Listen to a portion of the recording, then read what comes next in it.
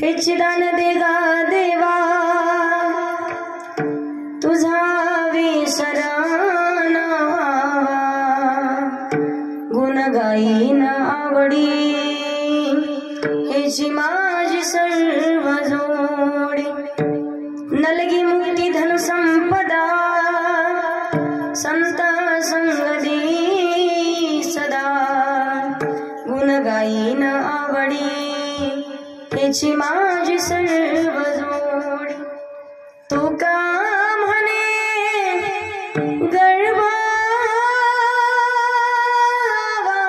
गर्भवासी सुखे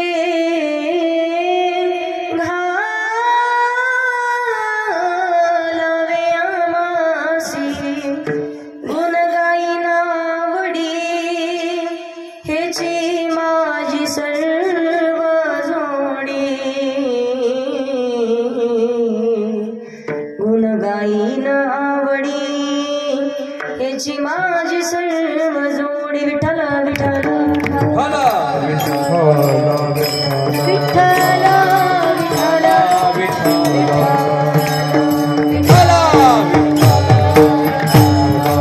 टाळी वाजवायची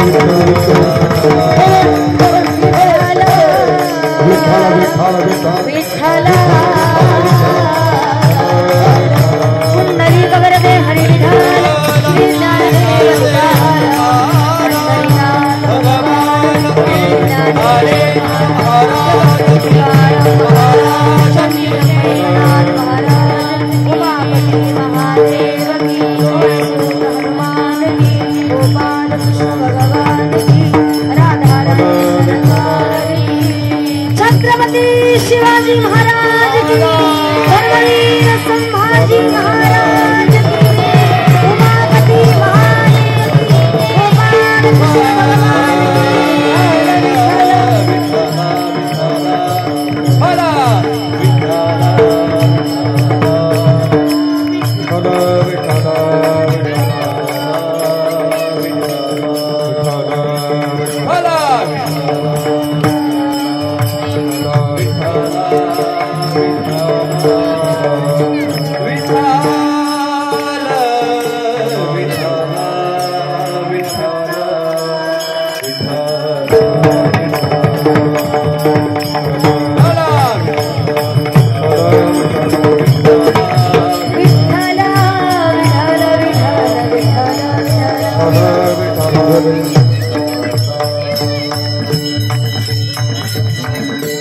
महायोग पीठे तटी भीमरत्नवरं पुंडरीकायदातु मुनीन्द्रे समागत्य तिष्ठन्तमानन्द कन्दो परब्रह्मलिङ्गं भजे पाण्डुरङ्गं पाण्डुरङ्ग करो प्रथम नमन पाण्डुरङ्ग करो प्रथम नमन पाण्डुरङ्ग करो प्रथम नमन पाण्डुरङ्ग पांडुरंग करू प्रथम नमन पांडुरंग करू प्रथमनमान पांडुरंग करू प्रथमनमान पांडुरंग करू प्रथमनमान दुसरे चरण संतांची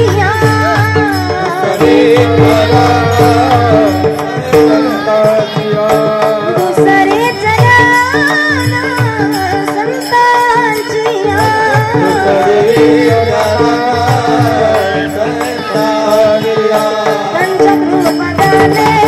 पंचकृपदाने कधे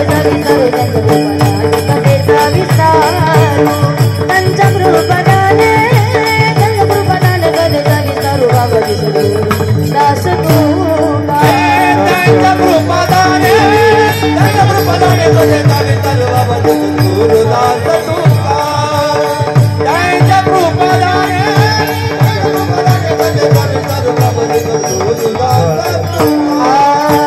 ओम नमो ज्ञानेश्वरा ओम नमो ज्ञानेश्वरा ओम नमो ज्ञानेश्वरा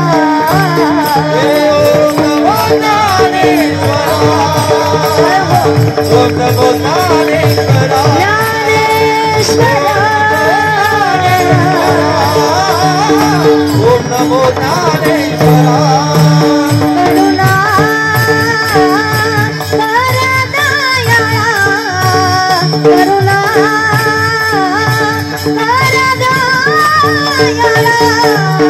करुणा करा करा दयाळा करुणा करा करा दयाळा तुमचा अनुग्रह लादलो लादलो तुमचा अनुग्रह लादलो पावन झालो चराचरी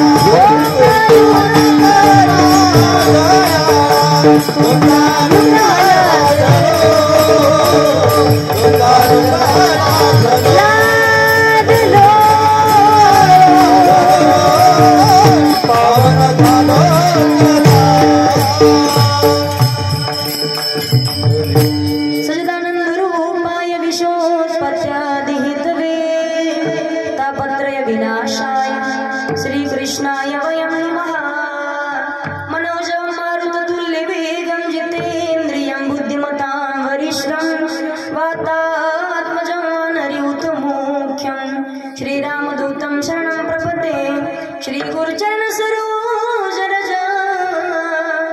निजमनं कुरु सुधारि वर्णो रघुवर विमल जशो जोदाय कुफलचारी बुद्धिहीन तनु जानिके सुमिरो पवन कुमार बल बुद्धि विद्या देहु मोहि अरहु कलेश विकार जय जय श्री राधारमण जय जय नवल किशोर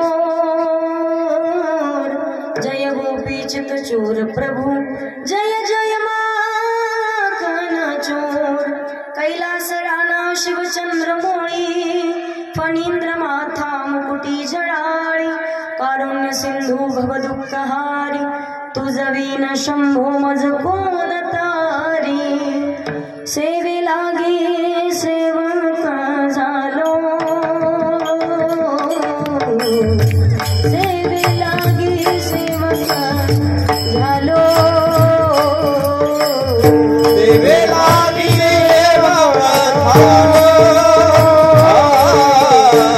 सेवे लागी सेवक झालो लागलो निज चरणा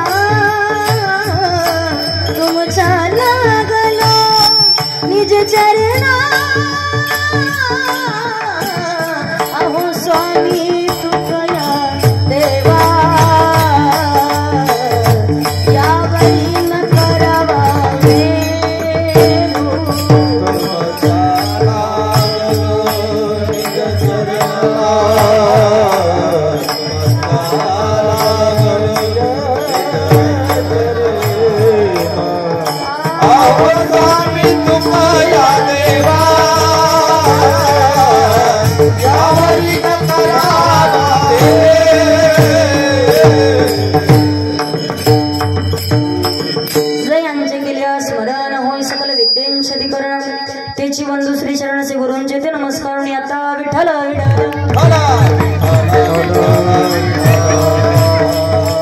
हेची दान दे गा देवा तुझा विसरण व्हावा गुण गाई नावडी हेची माझी सर्व जोडी प्रस्तुत प्राप्त स्थळी प्राप्त प्रसंगी कीर्तन रूपी सेवे करता निवडलेला भंग महान भगवत भक्त श्रीमंत संत वैराग्याचे मूर्तिमंत पुतळे जगद्गुरु तुकोबराय यांचा 4 चरणाचा मागणीपर प्रकरणातील अभंग आहे।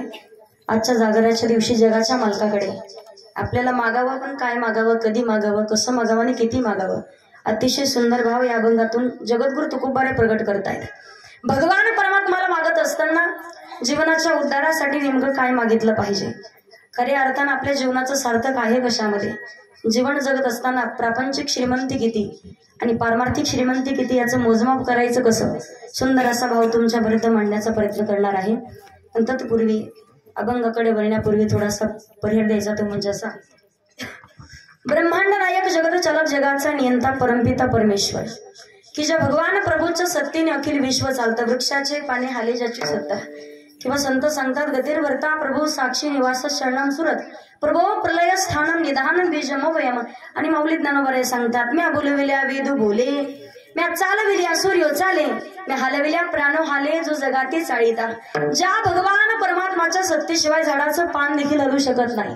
अर्थात श्रीमद भागवत महापुराण ग्रंथामध्ये भगवंत स्वतः सांगतात या सर्व सृष्टीची उत्पत्ती देवाच्या सत्तेने एकोहम बहुश्याम एकलेने कंठीची म्हणून येणे निर्माण केली 14 भुवने म्हणून या पृथ्वी तलावरती ज्या दिवशी प्रत्येक जीवाचा जन्म झालाय त्याच दिवशी प्रत्येकाची मृत्यूची वेळ सुद्धा ठरलेली आहे। माणसाला मरण अटळे बा कोण कधी जाईल सांगता येत नाही, पण 7 दिवसाच्या कालावधीत भगवान परमात्माचं नामचिंतन श्रवण करून जीवनाचा उद्धार करून घेणं बस एवढंच आपल्या हातात आहे। मग तुम्ही म्हणाल ताई 7 दिवसात उद्धार होतो कसा? राजा परीक्षितीने जरासंधानं आणि तिने कमवून आणलेला सोन्याचा टोप डोक्यात घातला आणि तिने कमवून आणलेलं सोन्याचं कलीचं वास्तव्य आहे। त्या सोन्यामध्ये कलीनं प्रवेश केला, जसा टोप डोक्यात घातला त्या कलीनं राजा परीक्षितीच्या डोक्यात प्रवेश केला। अरण्यात शिकार शोधण्यासाठी गेला, सगळीकडे पाहत होता पाण्याच्या शोधामध्ये, पण शमिक ऋषी ध्यानस्थ बसलेले, शमिकांचा अपमान घडला। शमिकांचे पुत्र शृंगानं श्राप दिला, ज्यानं कोण माझ्या पित्याच्या गळ्यात मिलेला सर्प टाकला 7 दिवसात तक्षक नावाचा सर्प येऊन दंश करेल, तोच सर्प कालरूपी सर्प प्रत्येकाच्या वरती टपून बसलेला आहे।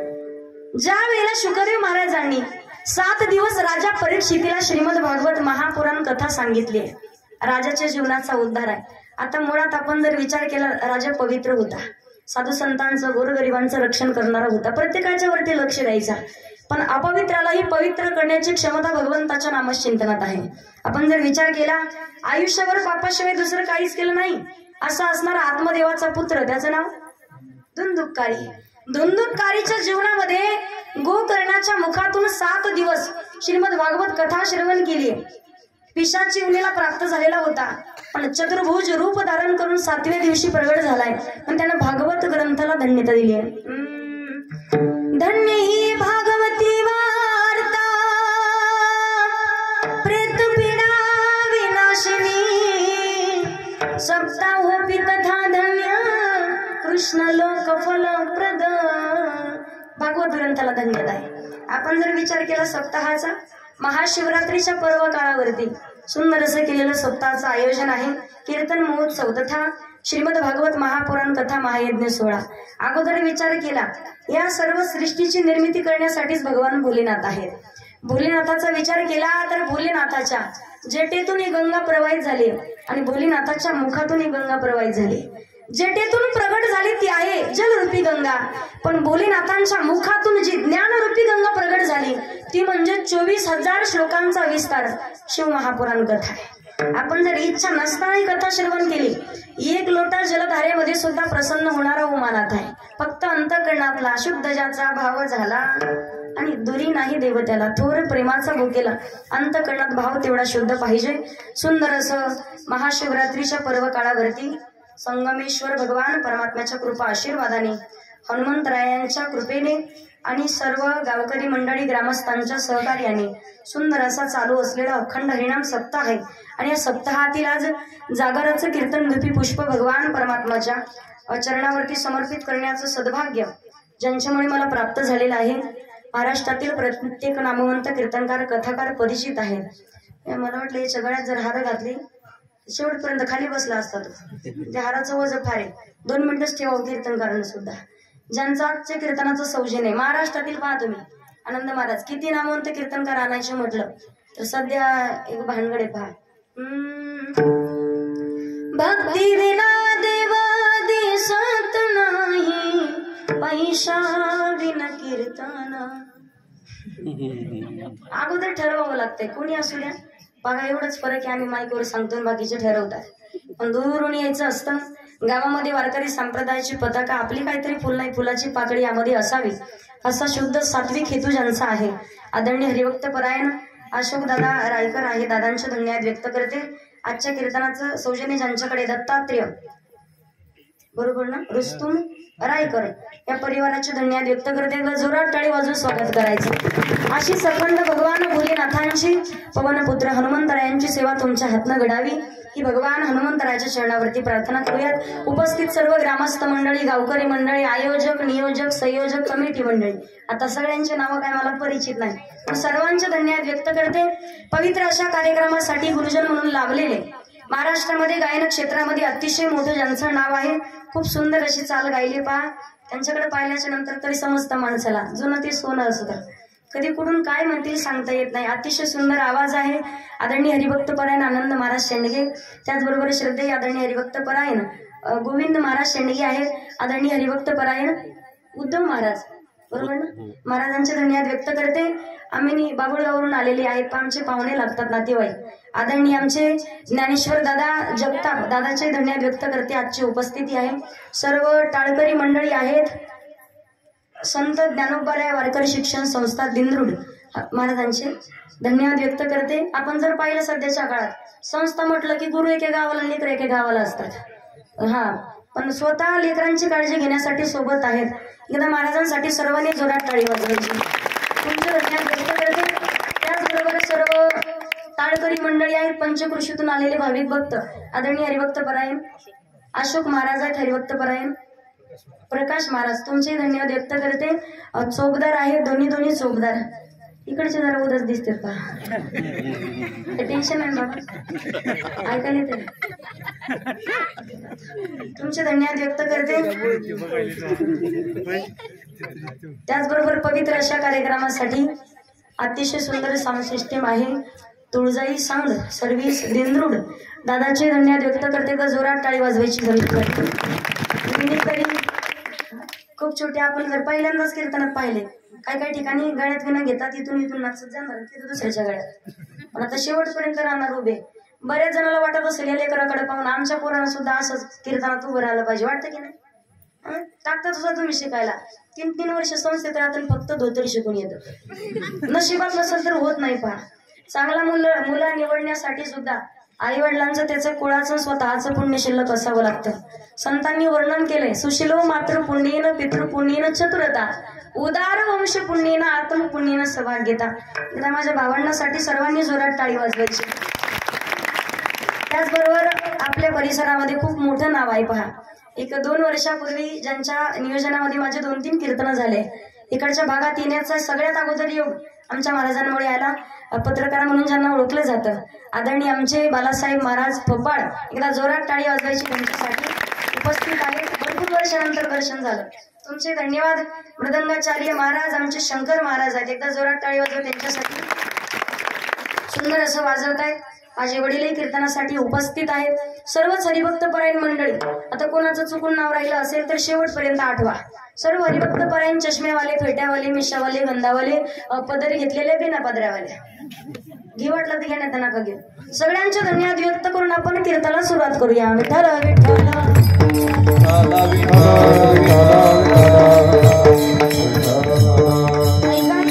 अभंग जगद्गुरु तुकोबा यांचा आहे. अतिशय सुंदर असा अभंग आहे. पहा योग्य वेळेत सावध होऊन भगवान परमात्माचं नामचिंतन करावं. कारण 7 दिवसाची भगवान परमात्माचे नामचिंतन रूपी गंगा आपल्या संगम गामामध्ये प्रवाहित झालेली आहे. जो स्नान करेल त्याच्या जीवनाचा उद्धार आहे. कारण सर्वजण आपण वाहत चाललेलो लाकडाचे ठोकळे अर्थात ओंडके. आता कीर्तन संपण्याची लाट येणार. तुम्ही आम्ही आपोआपल्या गावी जाणार आपोआपल्या घरी जाणार बरोबर का. थांबणार आम्ही वर्षभर इथं नाही. आज हे होतं उद्या दुसरं गाव पण भविष्यात पंचक्रोशीत कुठं जर आले तर तुम्ही सांगाल ताई आमच्या संगम गावात तुमचं कीर्तन झालं होतं, आपली भेट झाली होती. भेट होण्याची शक्यता आहे. इथली लाट जरी गेली तरी, पण भविष्यात शेवटची लाट जर आली तर कधी गाठभेट होत नाही. त्याला म्हणतात सुनामी लाट. संतांनी सुंदर असं वर्णन केलेलं आहे. दोन नोंदक्याची होते सागरात भेट, एक लाट तोडी दोघा पुन्हा नाही गाठ. क्षणिक देवी आहे बाळा मेळ माणसांचा, पराधीन आहे जगती पुत्र मानवांचा. दोष ना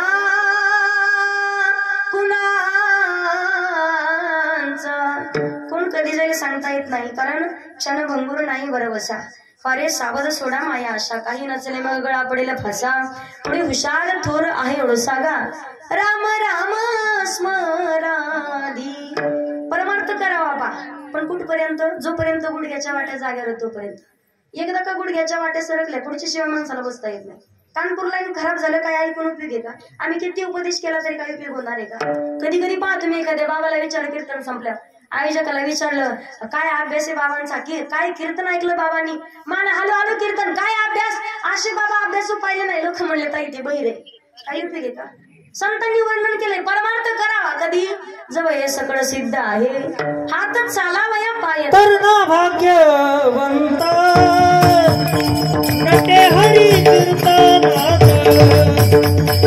नटे हरी कीर्तनात, नटे हरी कीर्तनात. ओ तरुणा भाग्यवंत नटे हरी कीर्तनात, नटे हरी कीर्तनात, नटे हरी कीर्तनात.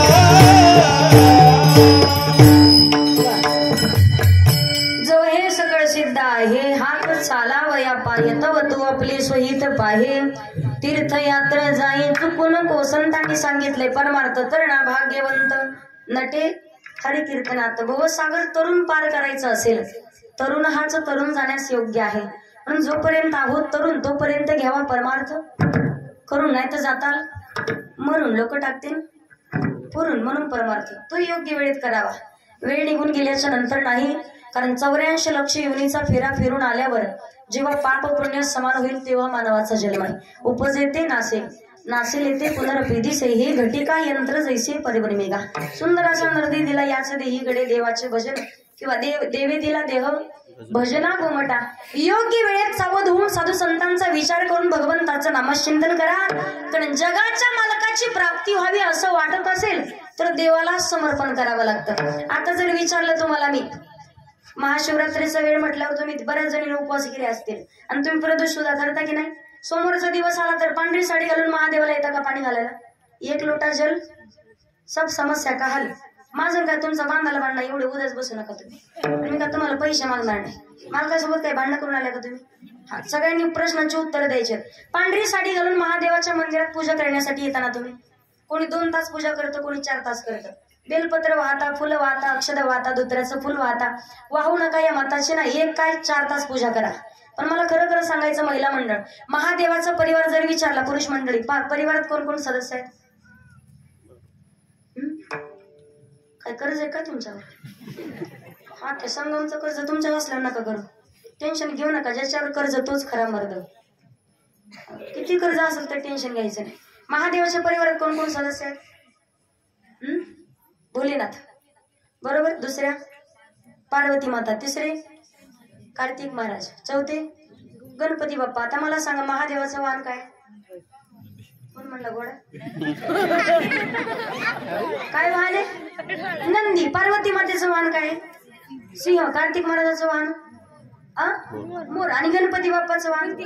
आता मला खरं खरं सांगा फपाळ महाराज, संध्याकाळच्या वेळेला या सगळ्याचे वाहन आनंद महाराज जर सगळ्याची वाहने एका हॉलमध्ये घातली तर सगळे दिसतील का? पूर्ण विसंगती आहे. पार्वती मातेच्या सिंहानं जर उमापती महादेवाच्या नंदीला पाहिलं तर ते कीर्तनाचा कार्यक्रम करणार आहे का? पण तरी सुद्धा महादेवाच्या परिवारात भांडण झालेलं आपल्या कानापर्यंत कधी आलंय का? काय येत नाही. या परिवाराचा रिंग मास्टर गणपती बाप्पा सुख करता दुःख हरता वार्ता विघ्नाची नुरवी विघ्नाच्या वार्तेचे निवारण करणारा गणपती बाप्पा। ज्या परिवारात गणपती बाप्पाचं पूजन केलं जातं त्या परिवारात कधीच आपण जर विचार केला कोणत्याच गोष्टीची अखंड धनलक्ष्मी त्यांच्या घरात नांदत राहते पा। म्हणतात अशी चिक मोत्याची माळ होती ग तीस तोळ्याची ग चिक मोत्याची माळ होती ग तीस तोळ्याची ग। आणि प्रत्येक शुभ कार्याच्या प्रसंगी पा अगोदर गणपती बाप्पाचं पूजन केलं जातं। आणि ज्या वेळेला उमापती महादेवांच्या कडून गणपती बाप्पाचं मस्तक उडवलं गेलं पार्वती माती महाकाली रूप धारण करणार महादेवाच्या लक्षात आलं ही जर महाकाली झाली तर खूप कठीण गोष्ट होईल। देवदेवतांच्या नाकात मानून सोडेल म्हणून एका शिवदूताला पाठवलं।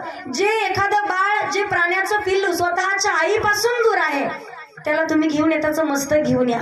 हत्तीचं मस्तक आणून बसवलं। पार्वती माता म्हणतात स्वामी या गणपती बाप्पाला एक तर पूर्ण शरीर मनुष्याचं आहे आणि त्याचं मस्तक जर पशुचं असेल प्राण्याचं असेल याला कोण देव म्हणेल याची पूजा कोण करेल याचं मंदिर कोण बांधेल।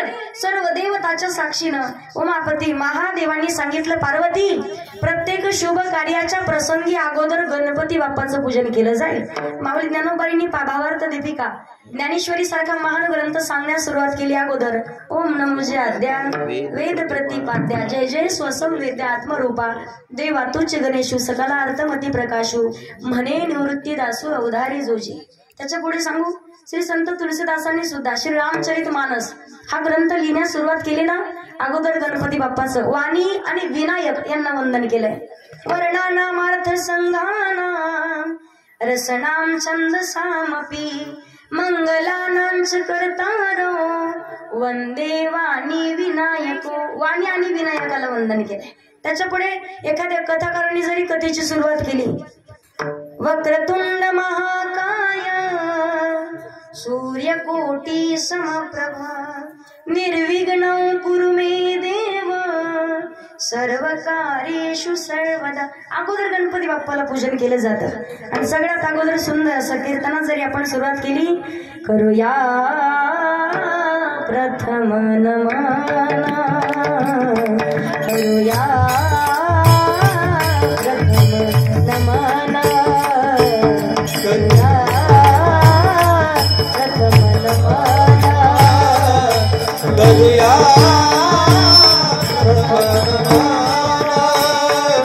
वंदु देव गजानन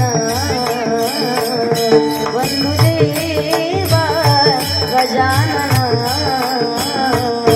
करूया प्रथम नमना करूया प्रथम नमना करूया प्रथम नमना करूया प्रथम नमना।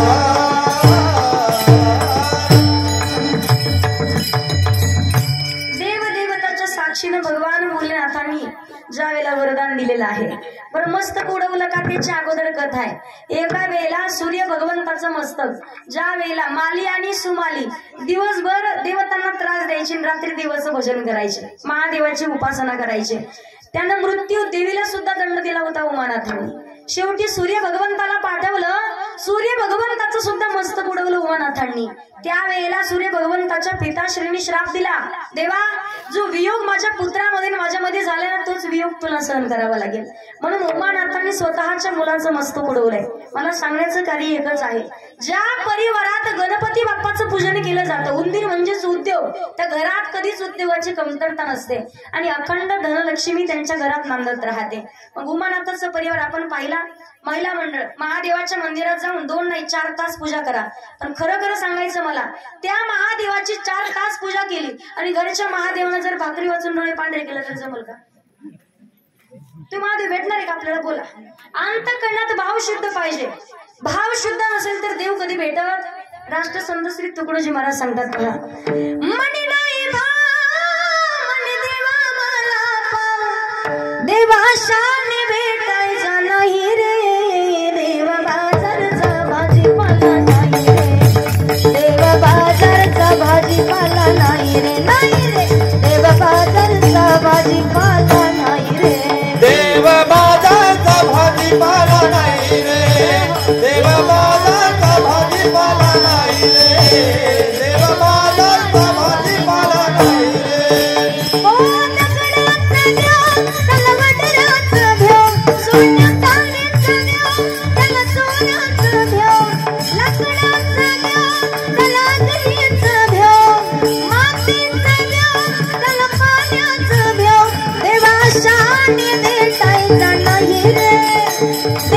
आशाने पावायचा नाही रे देव बाजारचा भाजीपाला नाही रे देव बाजारचा भाजीपाला नाही रे देव बाजारचा भाजीपाला नाही रे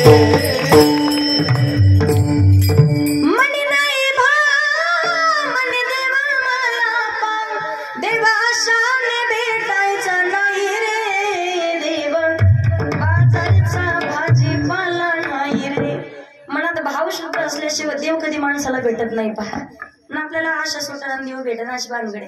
कुठेही जा दगडाचा देव असेल त्याला वड्राची भीती आहे. सोन्या चांदीचा देव असेल तर बरं चोराची किती भीती असेल तुम्ही सोनं घालणं सोडता का?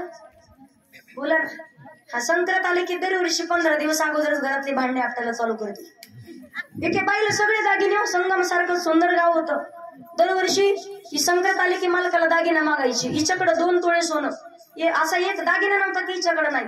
पण संक्रांत जवळ आली मालकाला म्हणे पप्प्याचा बाप या वर्षी कोणता दागिना करता? तो म्हणला आता सोनारकडे सुद्धा दागिना शिल्लक नाही राहिला नवीन एखादा आण कोणता? ती म्हणे काही करा पण सोनारला माझ्यासाठी स्पेशल दुसरा नवीन दागिना तयार करायला सांगा. हिनं जुन्या काळातलं यानं काय केलं वरवाटाला फाटा त्याचा वरवाटा उचलला आणि गेला सोनाराकडे घेऊन. सोनार मामा याला सोन्याची पॉलिश करून द्या म्हणे. पत्रा लावला सोन्याचा साखळ दंड म्हणलं आलं घरी घेऊन. बायकाला म्हणे हे बघ नवीन दागिना आणला. ती म्हणली याचं नाव काय पप्प्याचं बाप? तो म्हणला वरवाटा मॉडली.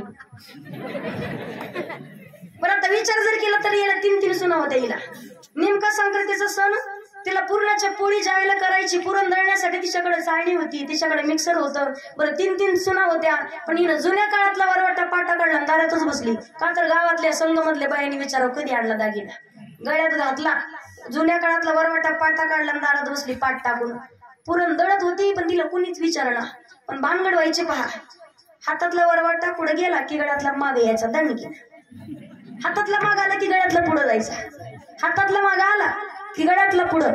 गळ्यातला पुढे गेला की हातातलं असं करत कर अशी छातीत चमक निघली टुकून निघून गेली. गरज आहे का काही? किती भीती असेल तर आपण सोनं घालणं कधी सोडत नाही. ते पाहिलं पाहतो मी. अगदी एखादा दागिना 5 ग्रॅमची नथनी आणली तर अख्ख्या गावाला सांगते राधा का पहा ना पहा किती भारी नथ केली पप्प्याच्या बापाने. गोडभर चहा घेऊन जा. चहा यांचा नथ यांचीच अख्ख्या गावाला दाखवते. या गोष्टीकडे संत कबीरदासांचं लक्ष जातं पहा. संत कबीरदास महाराज म्हणतात नथनी these say यारणे सुमिरत bar bar. Nathni these से यारणे सुमिरत बार बार फिर नाक दिया जिसे यारणे उसे भूल गई नार. ज्यांना नाकामध्ये घालण्यासाठी नथनी दिली मालकाचं 1000 वेळा नाव घेता तुम्ही. पण ज्यांना नथनी घालण्यासाठी नाक दिलं ते देवाला मात्र विसरून जातो. ते देवाची प्राप्ती करायची असेल तर भाव शुद्ध पाहिजे. साधू संतांचा विचार जर आपण केला पवित्र अशा महाराष्ट्राच्या मातीमध्ये पवित्र ते गोळा पावन तो देश जेथे हरिचे दास जन्मा घेती कर्म धर्म त्यांचा झाला नारायण. साधू संतांचा अधिकार वेगळा आहे. ज्ञानदेवी रुचिला पाया उभारिले देवालया नामात याचा किंकर जेने केला हा विस्तार जनार्दन एकनाथ खांब दिला भागवत बहिणी मने फडकविती ध्वजा आणि निरूपण केले ओझा. प्रत्येक संतांचा अधिकार वेगळा आहे. साधू संतांनी भगवान परमात्माला समर्पण केलंय म्हणून त्यांच्या चरित्र कथा आजही जगविख्यात आहेत. जगाच्या मालकाकडे कधीच कोणती गोष्ट मागितली नाही पण तरी सुद्धा कावडीने पाणी ज्या घरी चक्र पाणी वाहे. द्वारकेचे मूर्त